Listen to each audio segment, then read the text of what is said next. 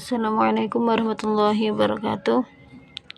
Kami dari kelompok 1 yang beranggotakan Siti Naili Helmia Fatma, Sofiatul Fajri, Noviana Arfani, dan Hofifatun Nisa. Di sini kami akan memaparkan hasil diskusi kami. Yang pertama ada distribution channel, di mana distribution channel di sini mempunyai arti suatu pembagian, penyaluran, ataupun pengiriman barang pada beberapa pihak atau beberapa tempat tertentu.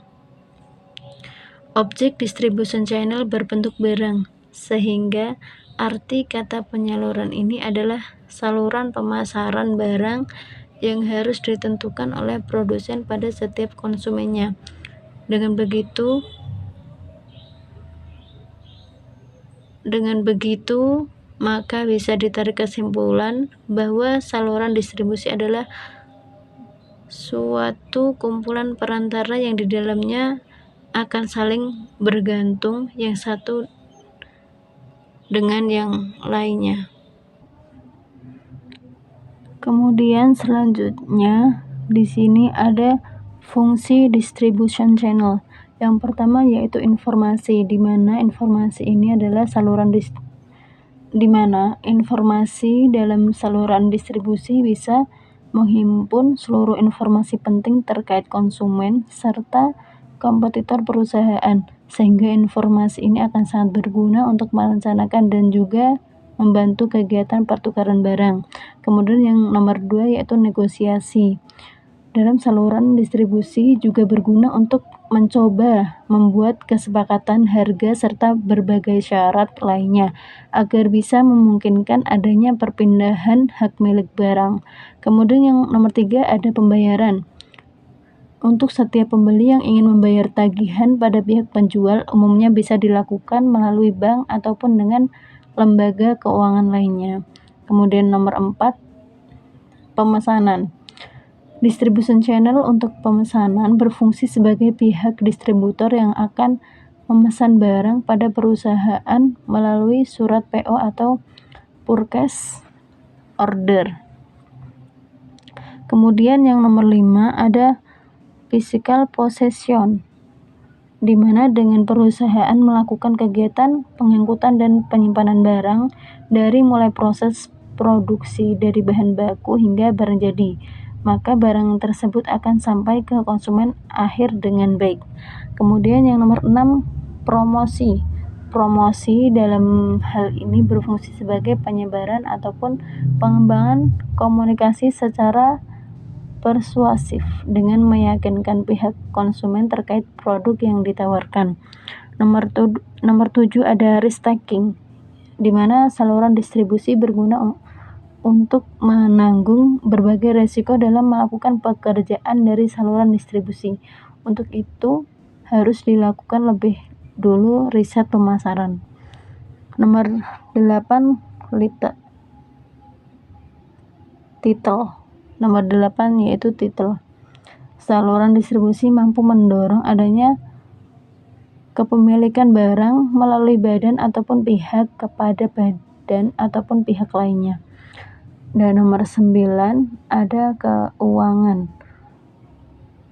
Saluran distribusi berguna sebagai pemanfaatan dana atas berbagai biaya dalam proses kegiatan pekerjaan saluran distribusi, dengan menghitung biaya produksi dan juga distribusi yang dikeluarkan oleh perusahaan secara manual.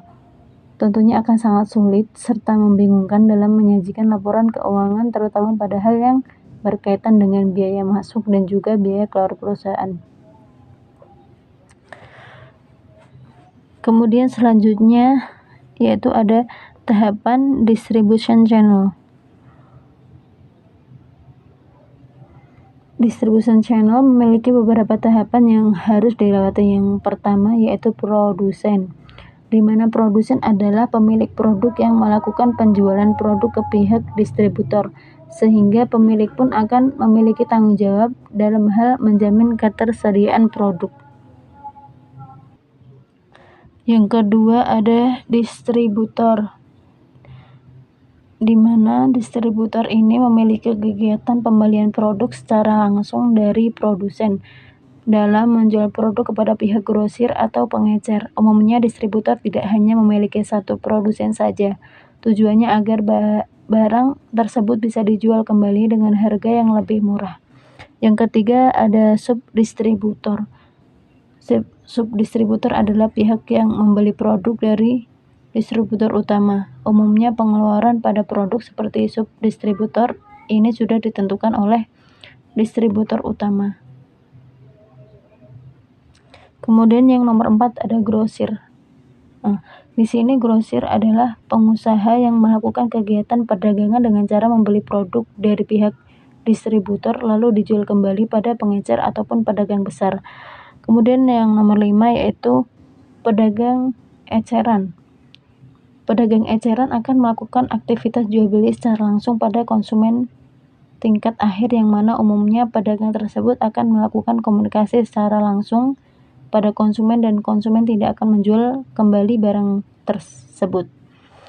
Nah, yang keenam ada konsumen. Konsumen adalah pembeli tingkat akhir yang menikmati barang ataupun layanan secara langsung dengan tujuan dan juga kebutuhan pribadinya masing-masing. Selanjutnya yaitu ada faktor penentuan distribution channel. Di antaranya ada pasar.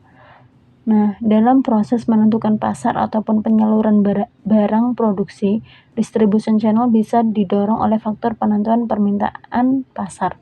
Kemudian yang kedua adalah penentuan barang. Sebagai penentu barang, perusahaan harus bisa melihat dari kualitas barang sehingga barang tersebut bisa dinilai apakah berat ataupun tidak. Bila memang barang tersebut berat, maka pihak produsen harus memikirkan biaya ongkos kirim dalam distribusinya. Kemudian nomor 3, penentuan perusahaan. Sebagai suatu penelitian perusahaan tentu akan memberikan kemampuan dalam hal menyalurkan, membeli, dan mengawasi barang sebagai penyediaan barang. Kemudian nomor 4, menentukan perantara, di mana sebagai penentu perantara, pihak produsen akan memberikan layanan dalam membeli barangnya kepada konsumen. Selanjutnya jenis-jenis distribution channel. Yang pertama, saluran distribusi langsung produsen ke konsumen.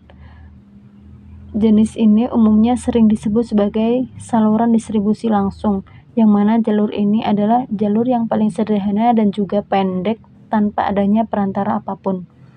Yang kedua ada saluran distribusi produsen ke pengecer ke konsumen. Untuk jenis yang satu ini, pihak produsen hanya melakukan penjualan besar serta melakukan pengiriman pada pihak pedagang ke pengecer. Setelahnya, konsumen akan memberikan langsung kepada pengecer. Yang ketiga ada saluran distribusi produsen ke pedagang besar, ke pengecer, ke konsumen. Jenis saluran distribusi ini hampir mirip dengan yang nomor 2 tadi, namun produsen hanya melakukan penjualan besar pada pihak pedagang besar. Yang keempat ada saluran distribusi produsen ke agen, ke pengecer, ke konsumen. Jenis ini adalah pilihan produsen untuk melakukan penjualan produk kepada pihak agen, lalu nantinya pihak agen akan melakukan pembinaan kepada pihak pengecer. Kemudian yang nomor 5, saluran distribusi produsen ke agen, ke pedagang besar, ke pengecer, ke konsumen. Di mana jenis ini adalah jenis saluran distribusi yang melalui jalur produsen dalam menggunakan agen sebagai pihak perantara penyaluran produk kepada pedagang besar. Selanjutnya, cara memilih distribution channel. Yang pertama, mempertimbangkan kompetitor bisnis. Sebelum kita memilih distribution channel yang tepat, maka kita harus mempertimbangkan terlebih dahulu kompetitor kita. Hal ini sangat penting karena bila kompetitor kita mengabaikan beberapa distribution channel, maka poin tersebut bisa menjadi celah keuntungan untuk kita. Yang kedua, periksa biaya dan manfaatnya. Kita bisa membuat suatu sistem pendukung dengan mempertimbangkan biaya dan juga manfaatnya. Saat kita sudah memutuskan saluran distribusi tertentu, maka akan cukup sulit untuk mengembalikan keputusan tersebut. Itulah alasan mengapa kita harus lebih berhati-hati dalam mempertimbangkan biaya dan juga manfaat setiap pilihan kita. Kemudian, berilah peringkat pada setiap pilihan. Nah, kita dapat mencoba untuk membuat urutan peringkat berdasarkan perkiraan penghasilan yang paling tinggi yang bisa kita peroleh setiap tahun dengan setiap pilihan yang ada. Akan lebih baik bila kita memilih pilihan yang bisa menjangkau banyak pelanggan dan masih bisa terjangkau dalam anggaran biaya kita. Kemudian yang terakhir yaitu dengan mempertimbangkan secara matang dalam memilih saluran distribusi. Jadi jangan hanya memilih karena alasan standar industri atau memilih cara yang paling nyaman. Baik, selanjutnya yaitu promotion channel. Apa itu promotion channel? Dalam konteks marketing, promosi atau promotion adalah cara untuk meningkatkan kepenjualan produk atau jasa yang biasanya dilakukan melalui iklan atau pemotongan harga. Kemudian ada manfaat promotion channel. Yang pertama, menambah value untuk konsumen. Kedua, meningkatkan market share. Ketiga, meningkatkan angka penjualan. Keempat, memperbaiki reputasi. Kelima, membuat inovasi baru. Kemudian, adapun fungsi promotion channel yaitu informing atau menginformasikan, persuading, mempersuasi, reminding, mengingatkan, keempat, reassuring, meyakinkan. Adapun tujuan promotion channel, yang pertama, mengenalkan produk baru. Kedua, mengembangkan brand image. Ketiga, memberi informasi kepada konsumen. Keempat, menunjukkan keunggulan dibandingkan kompetitor. Kelima, mengubah potensial buyer menjadi konsumen. Adapun jenis-jenis promotion channel, yang pertama direct marketing, dua sales promotion, ketiga digital marketing, keempat personal selling, 5 periklanan, 6 public relation, 7 sponsor. Dan ada strategi promotion channel. Yang pertama, pahami dulu kebutuhan target audience. Kedua, tentukan objektif promosi. Ketiga, tentukan channel marketing. Keempat, kembangkan promotion mix yang optimal. Kelima, buatlah promotional message. Keenam, tentukan budget. 6. Monitor hasilnya secara rutin. Kemudian customer relationship. Customer relation adalah cara perusahaan menjalin hubungan baik dengan pelanggan untuk menciptakan pengalaman terbaik. Hal tersebut termasuk bagaimana perusahaan memberikan jawaban atau solusi terkait permasalahan pelanggan. Kemudian fungsi customer relationship itu ada dua, yang pertama fungsi reaktif dan fungsi proaktif. Fungsi reaktif yaitu usaha yang dilakukan oleh tim untuk menyelesaikan kendala yang dilaporkan oleh customer. Kemudian fungsi proaktif yaitu indikator untuk memastikan hubungan jangka panjang dengan pelanggan. Fungsi ini bertujuan untuk memberikan kepuasan pelanggan dengan memenuhi kebutuhan mereka. Hal ini dapat berhasil dengan memberikan informasi produk terbaru, diskon maupun penawaran khusus. Secara umum, terdapat 5 fungsi customer relationship management yang utama.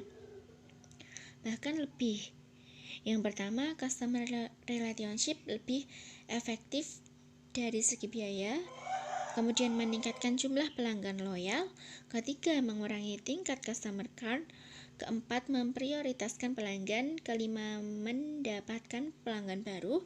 Keenam, meningkatkan produktivitas. Ketujuh, berinteraksi secara efisien. Kedelapan, meningkatkan penjualan. Baik, selanjutnya adalah strategi pemasaran funneling atau funneling marketing. Pengertian funneling marketing. Funneling marketing adalah bentuk lain dari visibilitas dalam setiap tahap yang berhubungan dengan pelanggan atau customer journey. Dalam memahami funneling marketing, secara sederhana prinsipnya sama seperti corong. Corong ini menunjukkan jumlah orang yang terlibat dalam setiap tahapan marketing. Corong memiliki bagian atas yang lebar dan akan semakin menyempit di bagian bawahnya. Nah, hal ini sangat tepat untuk menggambarkan funneling marketing ini. Pada saat proses awal di mana Anda akan memperkenalkan produk Anda, mungkin awalnya akan muncul banyak orang yang tertarik. Kemudian, Anda akan menargetkan siapapun orang yang sekiranya akan tertarik terhadap produk yang Anda tawarkan. Namun, semakin Anda menjelaskan produk secara detail, maka akan semakin terlihat mana saja orang yang pergi dan tidak tertarik dengan produk milik Anda. Dengan bantuan sistem otomasi marketing dapat membangun hubungan yang lebih baik dengan klien. Itulah alasan mengapa strategi yang satu ini sangat pas digambarkan seperti layaknya corong. Tahapan funneling marketing. Tahapan yang pertama yaitu awareness. Atau tahapan yang pertama ini lebih berfokus pada bagaimana Anda memperkenalkan produk Anda kepada orang-orang. Lalu perkenalan produk ini bisa melalui online maupun offline. Awareness atau kesadaran adalah funnel paling atas dalam funneling marketing. Awareness ini berarti akan berfokus pada kesadaran orang-orang terkait produk yang Anda tawarkan. Selanjutnya, interest. Kemudian, interest atau ketertarikan, seperti namanya ketertarikan atau interest ini adalah tahapan funneling marketing yang lebih berfokus terkait bagaimana ketertarikan calon konsumen terhadap produk tersebut. Hal yang harus Anda perhatikan dalam tahap ini adalah terkait seberapa besar manfaat dari produk yang Anda tawarkan terhadap calon konsumen. Semakin besar manfaatnya, maka konsumen akan semakin tertarik. Tahapan selanjutnya yaitu consideration. Consideration adalah tahap konsumen mencari info lebih banyak soal produk yang mereka inginkan. Dalam tahap ini adalah membanding-bandingkan satu merek dengan merek lainnya. Untuk itu, Anda harus bisa sebaik mungkin membuat orang-orang yang hanya tertarik yang berada pada tahapan sebelumnya menjadi berkeinginan untuk membeli produk yang Anda tawarkan. Tahap terakhir yaitu conversion. Conversion adalah proses di mana konsumen memutuskan untuk membeli produk terbaik. Konsumen sudah percaya kepada produk yang Anda tawarkan dan yakin bahwa produk tersebut merupakan solusi terbaik untuk masalah mereka saat ini. Dalam tahapan terakhir ini, Anda juga bisa memberikan program tambahan seperti membership program atau loyalty rewards kepada mereka yang berlangganan pada bisnis Anda. Manfaat funneling marketing. Funneling marketing menyederhanakan perjalanan pelanggan dan memudahkan perusahaan untuk mengikutinya. Solusi ini memetakan setiap tahap proses keputusan pelanggan atau calon pembeli dan merencanakan langkah-langkah yang ingin mereka ambil pada proses bisnis. Dan manfaat terbesar dari funnel marketing adalah elemen yang terukur, menyediakan akses ke data, dan memungkinkan Anda melihat dan mengevaluasi strategi yang lebih baik di masa depan. Lanjut, tips dalam membuat strategi funneling marketing. Tips yang pertama adalah berorientasi kepada pelanggan. Saat menerapkan strategi funneling marketing ini, usahakan untuk memahami dan juga terus terhubung dengan pelanggan Anda. Dan juga harus mengetahui terlebih dahulu informasi yang tepat terkait pelanggan. Dengan begitu, Anda bisa memahami apa yang mereka inginkan dan apa yang mereka harapkan dari produk yang akan Anda tawarkan. Selain itu, juga Anda perlu memahami perilaku dari pelanggan dengan menggunakan data pelanggan, seperti nilai umur dan lain sebagainya. Selanjutnya, Anda dapat mengidentifikasi peluang seperti apa yang bisa Anda ciptakan agar pelanggan merasa lebih nyaman. Hal ini akan membuat pelanggan merasa bahwa Anda benar-benar peduli terhadap mereka. Dengan begitu, kedekatan antara pelanggan dengan bisnis yang Anda miliki bisa terbangun sehingga Anda dapat menerapkan strategi funneling marketing dengan mudah. Tips yang kedua yaitu dengarkan pendapat pelanggan. Tips ini tidak kalah penting untuk Anda perhatikan, yaitu mendengarkan apa yang pelanggan katakan. Pendapat dari setiap pelanggan merupakan hal yang paling tepat untuk Anda jadikan patokan dalam menerapkan funneling marketing. Anda juga bisa langsung menanyakan kepada mereka terkait apa yang mereka pikirkan saat ini. Untuk melakukannya, Anda bisa langsung menanyakan kepada orangnya atau bisa juga melalui email, survei online, website, dan lain sebagainya yang sekiranya dapat menjangkau orang banyak dan memperoleh hasil yang akurat. Tips yang ketiga adalah pertimbangkan pengalaman merek dan pelanggan. Pengalaman merek merupakan bagaimana kesan dari pelanggan saat mereka melihat merek dari bisnis milik Anda ini. Agar strategi ini berjalan maksimal, Anda bisa meningkatkan pengalaman merek ini dengan melakukan beberapa cara. Salah satunya adalah dengan membuat bisnis Anda ini tersedia di berbagai media sosial. Contohnya seperti Facebook, Twitter, Instagram, dan lain sebagainya. Agar pengalaman merek bisa Anda bangun, Anda harus bisa konsisten dalam membangun media sosial tersebut. Misalnya seperti penggunaan warna dominan agar feed sosial media lebih menarik. Kemudian, penggunaan kata-kata yang unik juga bisa menjadi ciri khas yang bisa meningkatkan pengalaman merek. Ketika Anda menjaga konsisten dalam mengurus akun media sosial bisnis Anda, pelanggan akan lebih mudah dalam mengingat bisnis milik Anda ini. Dengan begitu, Anda akan lebih mudah dalam menerapkan strategi funneling marketing untuk mendapatkan lebih banyak pelanggan lagi. Tips yang keempat, lakukan pemetaan perjalanan pelanggan. Melakukan perjalanan pelanggan saat berinteraksi dengan brand Anda dapat mulai dari saat konsumen pertama kali mengenal brand Anda, melihat-lihat produk yang dijual, melakukan pembelian, hingga apa yang ia lakukan setelah transaksi selesai. Jadi, bisa dikatakan bahwa memahami perjalanan pelanggan itu berarti juga memahami pola pikir konsumen, motivasinya, serta apa langkah-langkah yang mereka ambil untuk mencapai tujuannya.